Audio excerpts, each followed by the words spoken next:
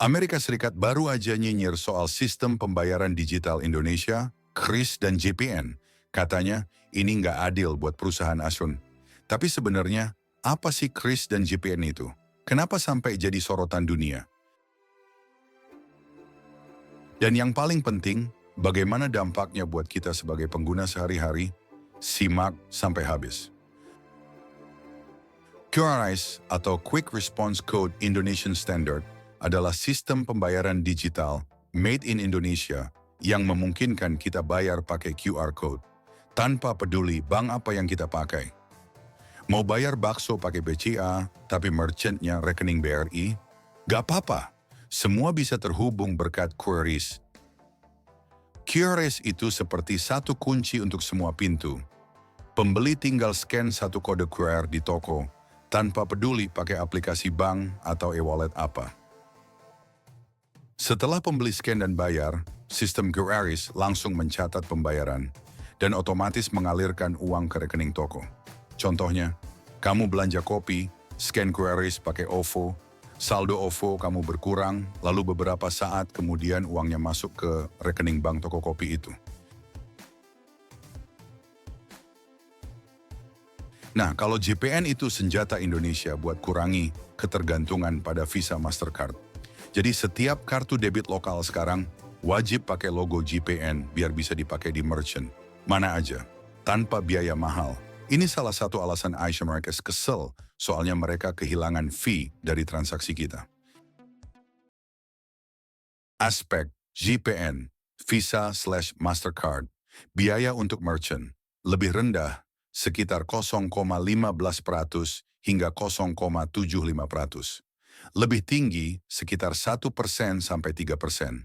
Biaya untuk konsumen, biasanya gratis, tanpa biaya tambahan. Bisa ada biaya tambahan, tergantung bank merchant. Kecepatan settlement, cepat umumnya H+1.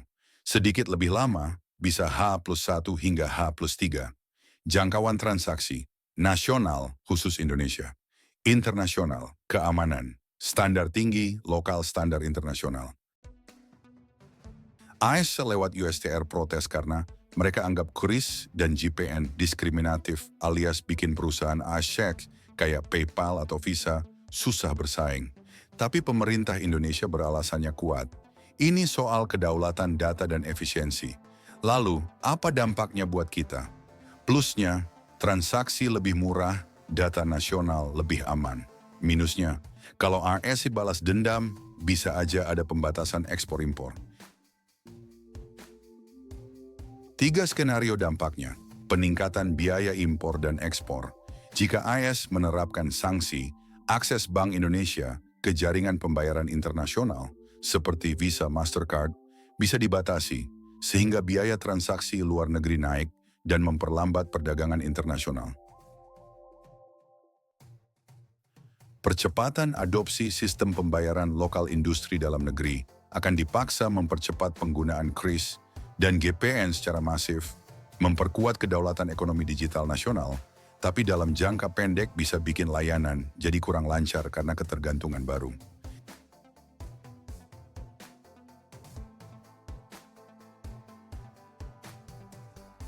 Ketidakpastian investasi asing investor asing mungkin menahan diri masuk ke sektor keuangan dan retail Indonesia. Karena khawatir dengan sistem pembayaran yang dianggap tidak kompatibel dengan standar internasional.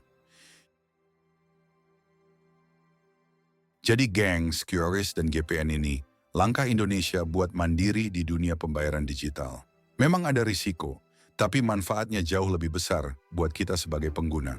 Kalau menurut lo, pilihan tepat nggak nih? Komentar di bawah. Jangan lupa share, biar makin banyak yang melek finansial. Jangan lupa like, comment, and subscribe video channel ini jika bermanfaat. Bahas fakta unik lagi apalagi ya.